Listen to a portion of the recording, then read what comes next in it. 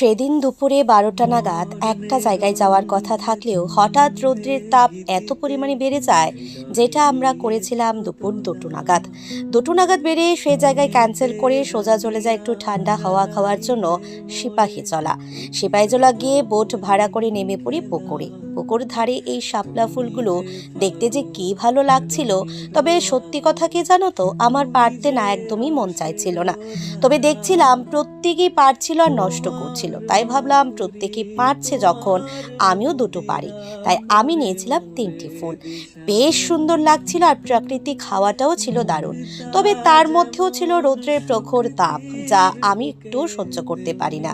বিশেষ করে শীত হোক বা গরম, রৌদ্রের যে তাপগুলো আমি কেন জানি সহ্যই করতে পারি না। যদি একদিন রৌদ্রের তাপ বা বৃষ্টির জল মাথায় পড়ে, তবে তার পরের দিন হয়ে যায় আমার শরীর খারাপ। ঠিক তেমনভাবে আজকেও কিন্তু আমার শরীরটা বেশ একটা ভালো নয়। যাই হোক, সেদিনের ঘোরাঘুরিটা বেশ ভালোভাবে কাটালাম।